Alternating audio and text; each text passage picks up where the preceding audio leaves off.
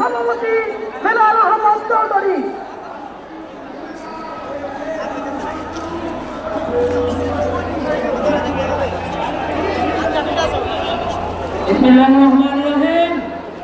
সংগ্রামী ঢাকাবাসী, আপনারা আজকে দেখতে পাচ্ছেন অবৈধ প্রধানমন্ত্রী শেখ হাসিনা বাংলাদেশে কিরকম নৈরাজ্য সৃষ্টি করছে। আজকে বাংলাদেশের মানুষ মুক্তি চায়, আজকে সাধারণ ছাত্র সমাজ মুক্তি চায়, অবৈধ শেখ হাসিনার পতন চায়।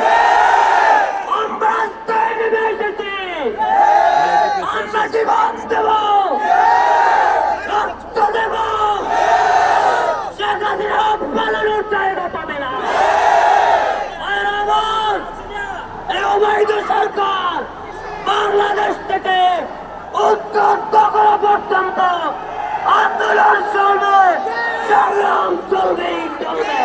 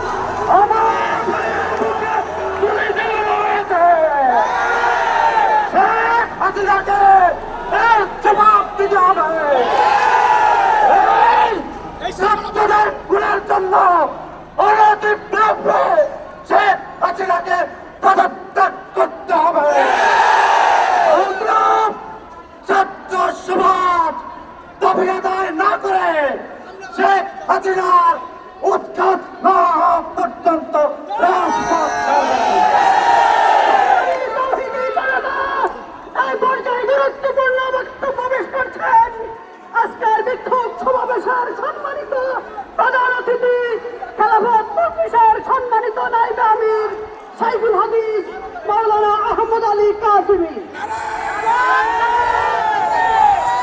বিসমিল্লাহির রহমানির রহিম। আজকের এই বিক্ষোভ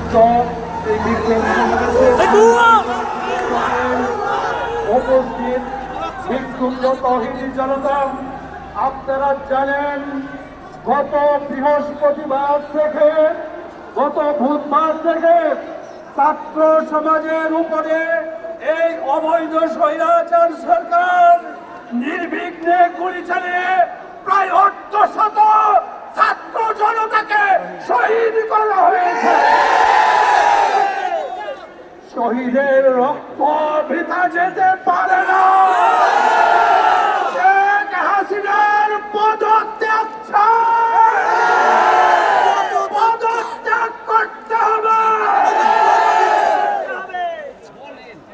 সংগ্রামী ভাই আমার, আপনারা জানেন ছাত্র জনতা কুঠা বিরোধী যে আন্দোলন করতেছিল সেগুলো কোনো সহিষ্ণু আন্দোলন ছিল না।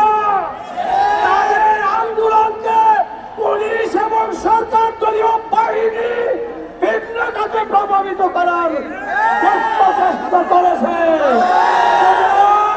সংগ্রাম চলছে।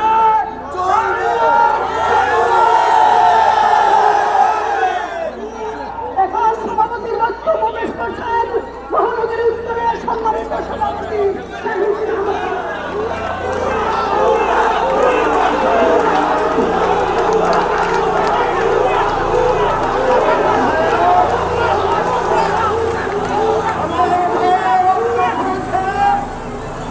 ঢাকা বিশ্ববিদ্যালয়ে আমরা রক্ত দিয়েছেন, জাহাঙ্গীরনগর বিশ্ববিদ্যালয়ে রক্ত চলেছে, দেশের প্রতিটি জেলা সদরে শিক্ষা প্রতিষ্ঠানে আমার প্রিয় ভাই ও বোনদেরকে শহীদ করা হয়েছে।